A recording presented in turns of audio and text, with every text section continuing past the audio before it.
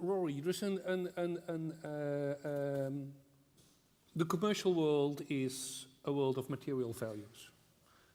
Not exclusively. No? No.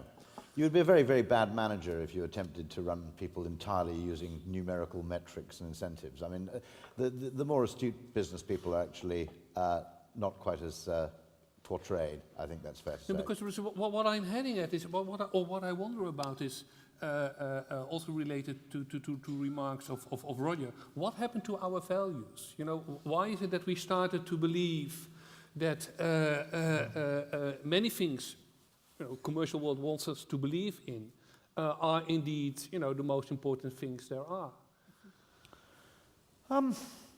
You can answer that in numerous different ways. I mean, first of all, what is innate in human beings? And to some degree, like it or not, some degree of status seeking in some form seems to be innate for the simple reason that status is a scarce good, by definition, in fact. You can't have a world in which everybody enjoys high status across the board, nor necessarily would you want to live in such a place. What you're suggesting here, I suppose, is that, you know, people are being manipulated and as a result feel this sense of disquiet. I think, first of all, we're always looking at external agency as the reason for people being unhappy. First of all, people are innately a little bit unhappy, or indeed dissatisfied, might be a better word.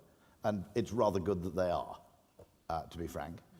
That's the first point. You know, the lot of man is not actually one of unending bliss and the eradication of all possible annoyance or irritation. The second point is we always blame things on external agency, but quite a lot of what is probably causing disquiet in society is actually the product of things people have freely chosen to do themselves. Atheism might actually be a very good explanation for one of them, by the way.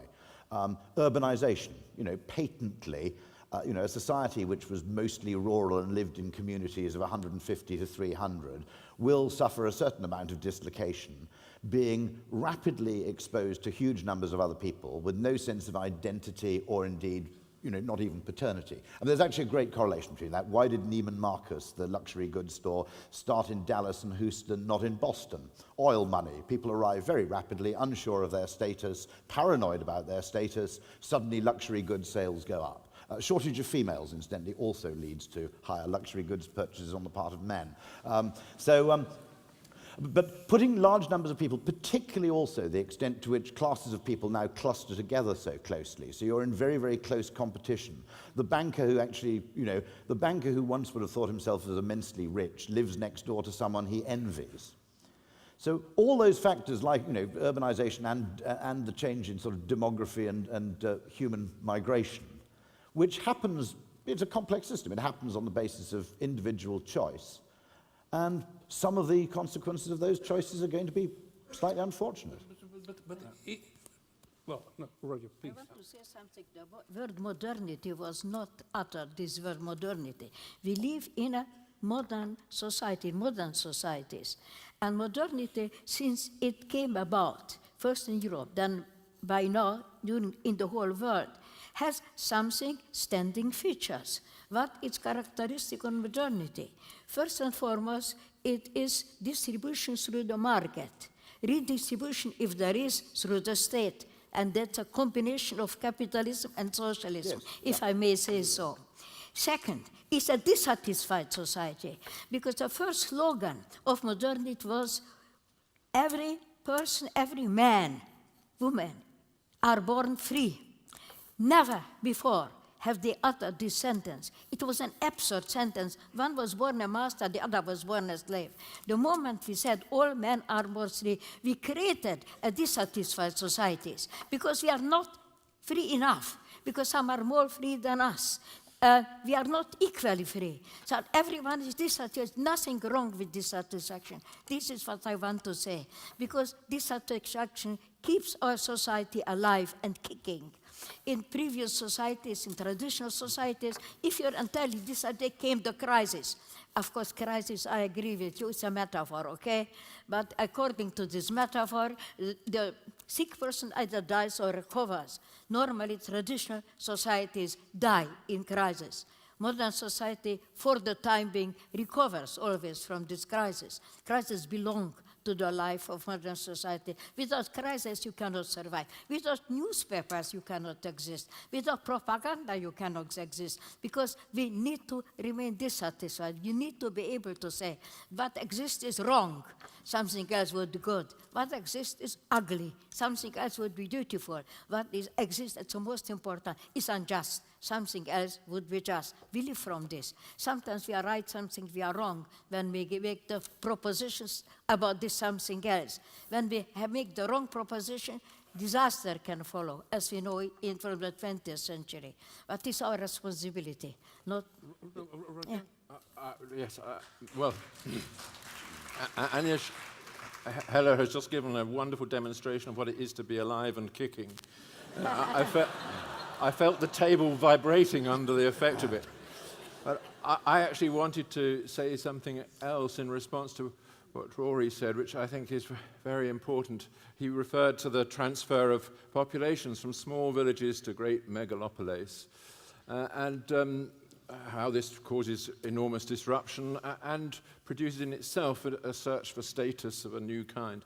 But I think I would just like to reflect on the fact that the great cities that have grown in the modern world have also brought along with themselves an art and a literature of loneliness.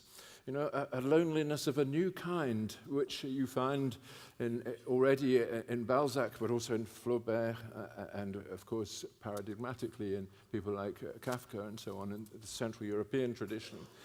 And it's as though our need for each other, which is the thing that is most beautiful in human beings, is suddenly cut off from its fulfillment at the very moment when it can be so easily fulfilled in so many ways. And I think this is a most interesting thing to reflect upon. This is the major transition that modernity has imposed upon us. This mass society where we're surrounded at every point by opportunities, by people, by opportunities of friendship and also opposition and so on. And at the same time, there has grown within that this unassuageable core of loneliness. Very, very interesting thing. A beautiful point. When I moved to London, I grew up in the Welsh borders, I gained enormously in terms of financial capital, but in social capital I became rapidly impoverished. I have friends in London who I've known since the age of 7, probably about 10 of them. There's nobody I can really call on now to pick me up from the airport this evening, with the possible exception of my wife. Okay, so in terms of the favour economy, all those economies die out and are replaced by the commercialisation of everything. Another very interesting correlation is, if you look at American voting patterns, far bigger than race, sexual orientation or anything else is simply where you live. If you live in a town or city over 600,000, you're overwhelmingly Democrat. If you don't, you're overwhelmingly Republican.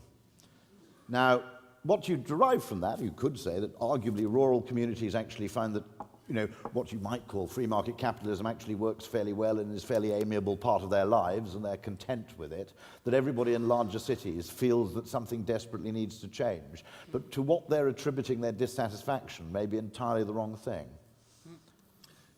Daniel, to start with, for all of you, but why is it that we embraced in the 80s, 90s, this model of neoliberalism? Why is it that it could become such a powerful ideology that for at least 2 decades we wanted to believe that the financial world and everything related to that, would be our future, and why?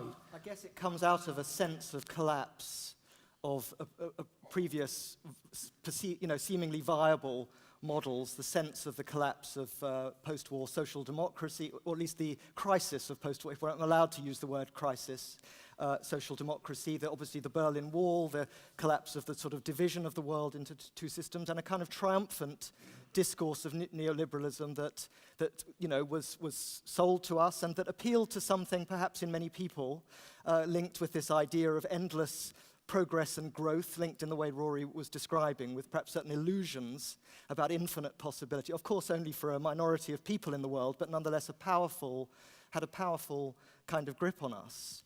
But I want to come back. I mean, of course, there was that feeling of a model triumphant. But if we're thinking about modernity, which Agnes is inviting us to do, I think one should hold on to another side of modernity in this discussion, which is, I'm thinking of Zygmunt Bauman's book, Modernity and the Holocaust, that in a way the question then of what it was in modernity that doesn't produce this kind of more creative flux and change and emancipation, but certain kinds of risk and the pull towards the drive towards the world of camps and extermination, or the world of a police state, and so on, which has to be also the sort of other side of any conversation about modernity, presumably, of the emancipatory possibilities and that much darker side, and how one understands those relationships, because they're clearly very modern forms of barbarism. They're not simply some archaic remnant. There's something that modernity produced that is extremely ominous. And that's as a historian, I guess I'm interested in the history of the endeavor to understand those processes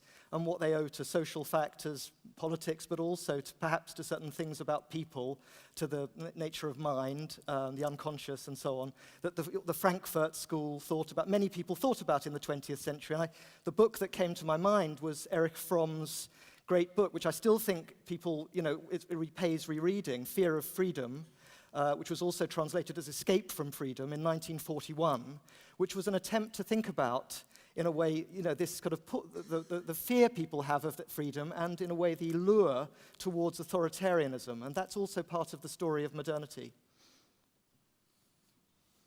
I think it's very important thing what you said and what you said. It's basically impossible to compare gains and losses. That's our problem.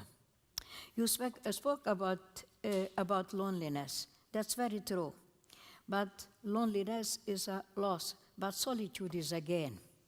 So you cannot, this is what you cannot compare, basically. I would not say to modernity is wonderful, it's a progressive epoch, not at all. I said it's different from all the previous epochs, different characteristics. And there are gains and there are losses. I think basically communities are lost in modernity. That's a loss. But solitude is one which is important for us single individuals. We can be alone.